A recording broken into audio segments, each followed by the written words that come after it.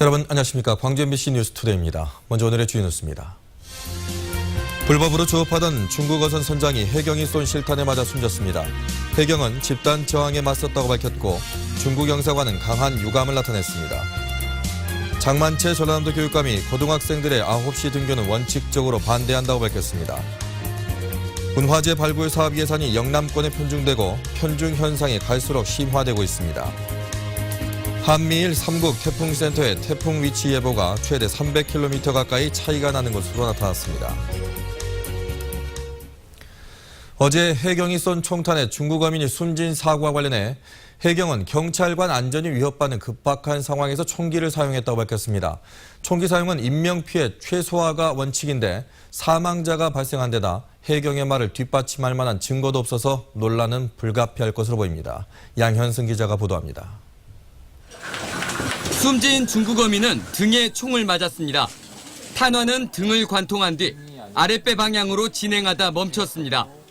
해경은 위급한 상황에서 K5 권총 등 총기를 쓸 수 있도록 하고 있는데 허벅지 아랫부분을 쏘도록 제한하고 있습니다. 파도로 인해 흔들리는 배에서 우발적으로 난 사고인지 조준에 의한 것인지 논란이 불가피합니다. 던져가지고 물에 빠뜨리려고 그런 상황이 제가 봤을 때는 검색 팀장으로서 검색 팀원이 죽을 수도 있겠다고 생각을 했습니다.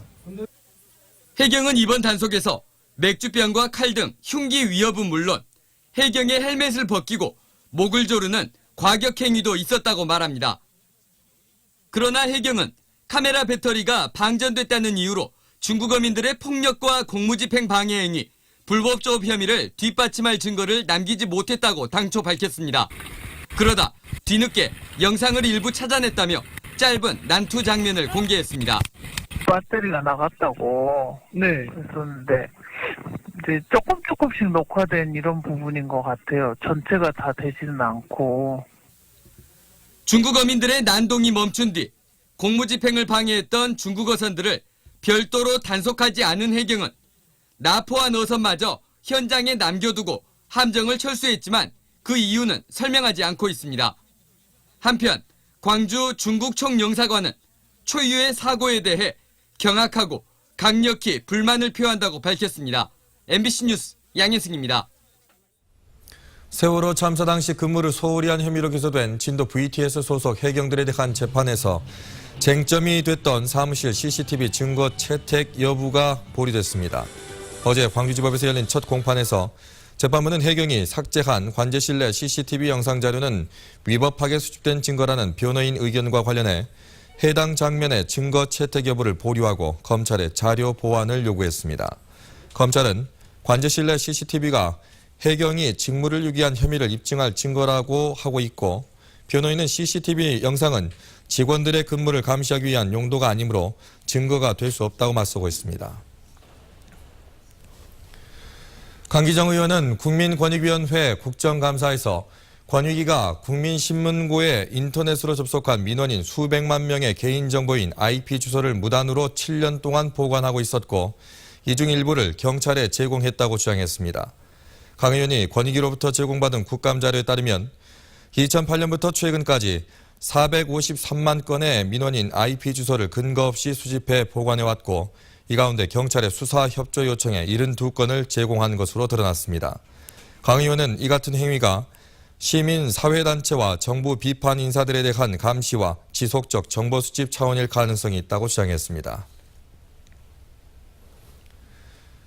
새정치민주연합의 황주홍 의원은 한국농수산식품유통공사의 사장 자리를 관피하나 정피하가 독식해왔다고 지적했습니다.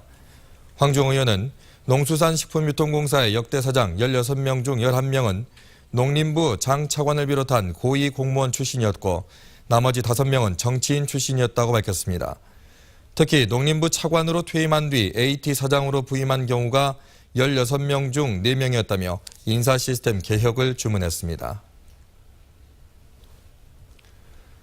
전남 교육을 책임지고 있는 장만채 교육감이 고등학생들의 9시 등교에는 원칙적으로 반대 입장을 밝혔습니다. 또 실력 전남 만들기에 최선을 다하겠다고 밝혔습니다. 김양훈 기자입니다. 두 번째 임기를 맡고 있는 장만채 교육감. 최근 사회적 이슈가 되고 있는 9시 등교에 대해서는 말을 아꼈습니다. 교육감이 결정하기보다는 학교 실정에 맞게 학교장이 결정하는 것이 맞다는 겁니다. 또 고등학생들의 경우 원칙적으로 9시 등교에 반대한다는 입장을 밝혔습니다. 지적 활동이 가장 활발할 때입니다. 두뇌 활동이. 그래서 고등학교 때는 약간 과도하다 할 정도로 교육을 시켜주는 것이 먼 훗날 사회생활하는데 큰 도움이 된다고 생각합니다. 장만채 교육감의 핵심 정책은 학생들의 실력 향상입니다. 초중학생은 교육에 기반을 둔 독서 토론 수업을 활성화하고 고교생은 실력 향상에 중점을 둘 계획입니다. 지금 당장 문제를 풀어가는 것보다 우리 아이들이 사회에 나왔을 때 필요한 지식과 필요한 그 교육이 무엇이겠느냐를 생각해야 된다고 생각합니다. 최근 교육계에 잇따르고 있는 크고 작은 비리와 사고에 대해서는 사과했습니다. 앞으로 학생들을 대상으로 하는 범죄에 대해서는 단호하게 징계하겠다고 강조했습니다. 장 교육감은 남은 임기 동안 무지개 학교 확대와 학교 자치 실현 등 이념이 아닌 실용성을 정책의 중심으로 삼겠다고 밝혔습니다. MBC 뉴스 김양훈입니다. 요즘 청소년들 스마트폰에 빠져있는 시간이 많습니다. 이 스마트폰에 시간을 뺏기다 보니까 책 읽는 시간은 줄고 그래서 독서량이 불과 2년 사이에 반토막이 났습니다. 윤근수 기자입니다. 광주의 한 중학교 하교 시간. 학생들 손에는 하나같이 수업 중에 맡겨뒀다가 돌려받은 전화기가 들려 있습니다. 길을 걸으면서도 스마트폰 화면에 빠져있는 학생들도 많습니다. 뭘 그렇게 보는 건지 물어봤습니다. 페북이요. 문자 온 거나 전화 온 거 없는지 그걸 봐요. 학생들의 스마트폰 사랑은 집에서도 계속됩니다. 스스로 문제라고 느낄 정도로 사용 시간도 깁니다. 집에서는 자주 쓰죠. 한 3, 4시간 정도. 거의 잠자기 전까지. 스마트폰의 시간을 뺏기다 보니 그만큼 책 보는 시간이 줄고 집중력도 떨어지기 마련입니다. 핸드폰 생각나서 중간에 핸드폰 만지는 때가 있고 이렇게 공부에 집중이 안 될 때가 있어요. 광주시 교육청의 생활실태 조사 결과를 봐도 학생들의 한 달 평균 독서량이 2012년엔 6권이었지만 올해는 3권으로 급감했습니다. 학부모들의 걱정도 걱정이지만 교육청도 고민에 빠졌습니다. 시교육청은 그동안 방과 후 활동이나 여가를 활용한 독서를 장려해왔지만 갈수록 책을 안 읽는 학생들을 위해서 이제는 수업 시간에 독서 교육을 하는 방안도 검토하고 있습니다. MBC 뉴스 윤문수입니다. 태풍 예보에서 말하는 현재 태풍의 위치가 한국, 미국, 일본의 태풍 센터에 따라서 최대 272km나 차이가 나는 것으로 밝혀졌습니다. 국회 환경노동위원회 소속 새누리당 주영순 의원이 기상청 국가태풍센터에서 받은 2010년부터 4년간 한국에 영향을 미친 14개 태풍에 대한 위치를 분석한 결과 한국, 미국, 일본의 주요 태풍센터가 같은 태풍에 대해 발표한 위치 차이가 최소 6km에서 최대 272km까지 나타났습니다. 주 의원은 태풍이 지나간 뒤 다시 점검해본 베스트 트랙의 위치도 최대 94km나 차이가 나는 것으로 조사됐다고 밝혔습니다. 문화재 발굴 사업이 영남권에 편중된 것으로 나타났습니다. 문화재청이 새정치연합 박혜자 의원에게 제출한 국정감사 자료에 따르면 올 들어 6월까지 진행된 문화재 발굴 사업 650여 건 가운데 32.2%가 경상도 지역에서 진행됐고 발굴 사업비는 39.7%가 집중됐습니다. 박혜자 의원은 최근 5년 동안의 현황을 보면 영남권 편중 현상이 갈수록 심화되고 있다고 지적했습니다. 국방부가 점유하고 있는 공유지와 사유지가 여의도 면적의 200배가 넘는 것으로 나타났습니다. 국방부가 새정치연합 권은희 의원에게 제출한 국정감사 자료에 따르면 국유지나 군용지가 아닌 곳을 군이 점유하고 있는 땅은 6,100만 제곱미터로 여의도 면적의 211배에 해당했습니다. 또 이 땅을 공시지가로 환산하면 3,500억 원이 넘는 것으로 나타났습니다. 권 의원은 사유지에 대해서는 보상을 하고 있지만 공유지에 대해서는 어떠한 보상이나 사후 조치도 취하지 않고 있다고 지적했습니다. 동네 골목의 작은 카페가 마을을 하나로 묶어주고 있습니다. 친목 모임부터 사회운동까지 작은 도서관 기능도 하면서 마을 공동체 가꾸기에 앞장서고 있는 이 카페를 정지성 리포터가 소개합니다. 좌탁에 편하게 둘러앉은 엄마들. 카페 옆 텃밭에 무엇을 심을까 의견을 주고받습니다. 생명을 키운다는 것 자체가 아이들에게 굉장히 의미가 있는 거잖아요. 신도심의 골목 안에 숨어 있다시피 한 작은 카페. 이 카페를 아지트 삼아 엄마들은 이웃과 함께하는 다양한 사회 활동에도 동참하고 아이 키우는 정보도 공유합니다. 공부도 같이 하고 가까운 곳에 가고 싶은 곳이 있으면 견학도 가고 체험학습도 하고 그래서 하고 싶은 다양한 활동들을 엄마 아빠들이 하고 있어요. 손뜨개 모임을 통해서는 직접 뜬 털모자를 동네 독거노인들에게 전달하고 안전한 마을을 함께 만들어보자며 주기적으로 손전등 산책에도 나섭니다. 4년 전 문을 연 이 카페는 카페 운영을 통해 얻은 수익금으로 작은 도서관도 운영합니다. 커피 생산국에 학교를 세우는 데 힘을 보태는 공정무역 커피 한 잔에 이른바 윤리적 소비와 작은 도서관 운동을 접목시켜 보다 나은 마을을 가꾸는 데 앞장서고 있습니다. 동네 일, 마을 사람들이 같이 어울리는 거, 그래서 다들 좀 편안하고 살기 좋게 살았으면 좋겠다. 아이들은 물론 어른들을 위한 놀이터이자 배움터이기도 한 열린 공간이 구성원들을 하나로 묶어내며 더 아름답고 살기 좋은 공동체를 가꿔가고 있습니다. MBC 뉴스 정지성입니다.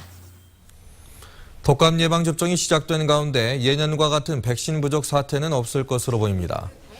현재까지 전남 일선 보건소에 보급된 독감 백신은 모두 47만 7천 명분으로 전남도는 65세 이상 고령층과 만성질환자 등 무료 접종 대상 34만 명을 포함해 일반 접종까지 문제가 없을 것이라고 밝혔습니다.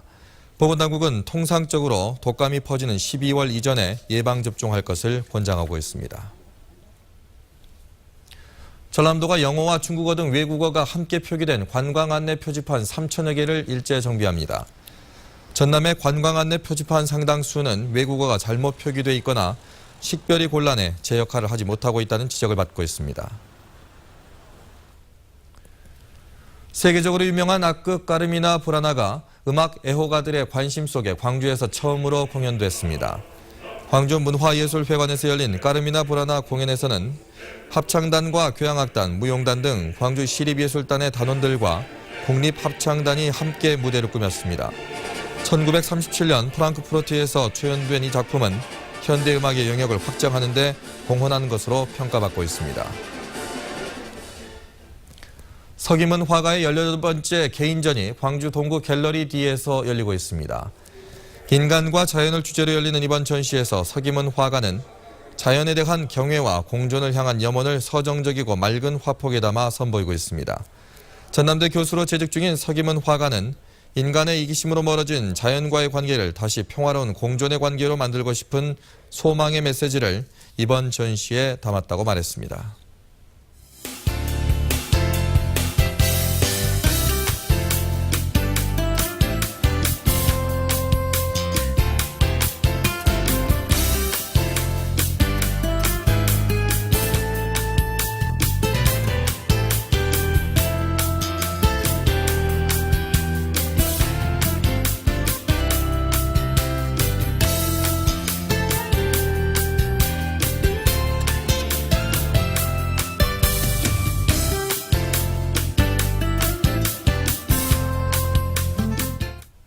내일 오후까지는 나들이 하기 좋은 날씨가 예상됩니다.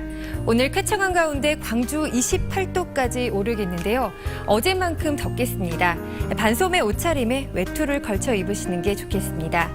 휴일인 내일은 한낮 기온 24도로 선선하면서 나들이 하기 딱 좋은 날씨를 보이겠습니다.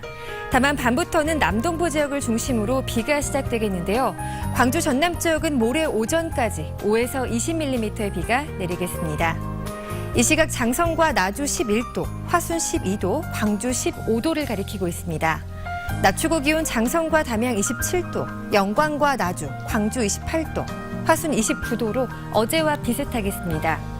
바다의 물결은 먼바다에서 최고 5m로 매우 높게 일겠고요. 현재 남해서부 먼바다에서는 풍랑주의보가 발효된 상태입니다.